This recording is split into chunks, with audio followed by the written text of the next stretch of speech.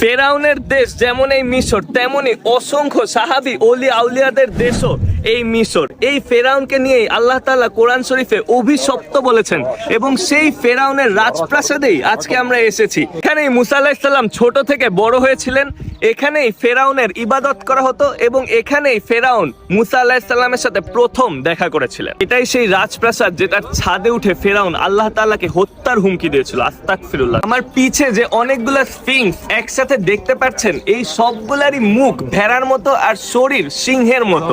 এটাই ছিল সেই ফেরাউনের রাজপথ। এখান দিয়ে সে হেঁটে যেত এবং দুই দিকে গার্ডস দাঁড়িয়ে থাকতো। এমনকি এই রাজপথেই ফেরাউনের সব গ্র্যান্ড পার্টি এবং ইভেন্টস হতো। আর একটু সামনে যেই আমি আপনাদেরকে দেখাবো নিচে যেখানে ফেরাউনের মূর্তি আছে, আপনারা ওখান থেকে দেখতে পারবেন যে ফেরাউন দেখতে কেমন ছিল, যেই ফেরাউন আমাদের কোরআন শরীফে বর্ণিত আছে। প্রতিটা স্ফিংস এর নিচে আপনারা দেখতে পারবেন ফেরাউনের মূর্তি আছে। এর রিজন হলো এটা দিয়ে সিম্বলাইজ করা হয় যে এই স্ফিংস ফেরাউনকে প্রোটেক্ট করছে। আপনি যদি দি গ্রেট স্ফিংস দেখেন, দেখবেন যে ওটা সেকেন্ড বড় পিরামিডের সামনে বানানো হয়েছে। এর রিজন হলো তখনকার মানুষ ওই দি গ্রেট স্ফিংসকে বানাইছিল সেই রাজাকে প্রোটেক্ট করার জন্য। বন্ধুরা, আমার পিছনে আপনারা যেই দুইটা বড় দেয়াল দেখতে পারতেছেন, এই দুইটা দেয়ালের কথা আমাদের কোরআন শরীফে সূরা আল কাসাসে বর্ণিত রয়েছে। বলা হয় যে ফেরাউন এই দুইটা দেয়াল তার প্রিয় উপদেষ্টা হামানকে দিয়ে বানিয়েছিল।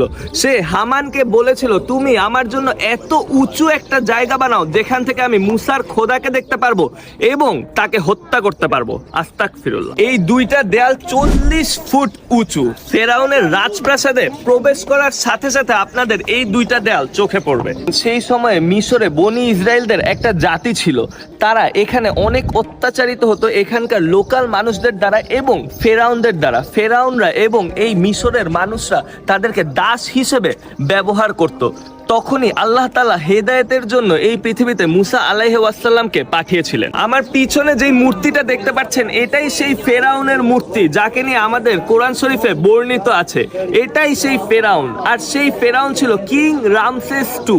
উনি দেখতে এমনই ছিলেন এবং উনি নিজের জন্য এই মূর্তিটি বানিয়েছেন। আর এই মূর্তির নিচে আপনারা যে আরেকটা মূর্তি দেখতে পারতেছেন, অনেকেই বলে যে এটা নাকি আসিয়ার মূর্তি। ফেরাউনের নাকি টোটাল 36টা ওয়াইফ ছিল, আর তার মধ্যে ওনার সব থেকে প্রিয় ওয়াইফ ছিল আসিয়া। এই কিন্তু সেই আসিয়া যে মুসা আলাইহিস সালামকে ছোট থেকে বড় করেছেন। কিন্তু আমরা এখানকার মিউজিয়ামে যখন যাই, তখন আমরা মিউজিয়াম থেকে জানতে পারি যে আসলে এই ছোট মূর্তিটি ফেরাউনের একটা কন্যা সন্তানের মূর্তি।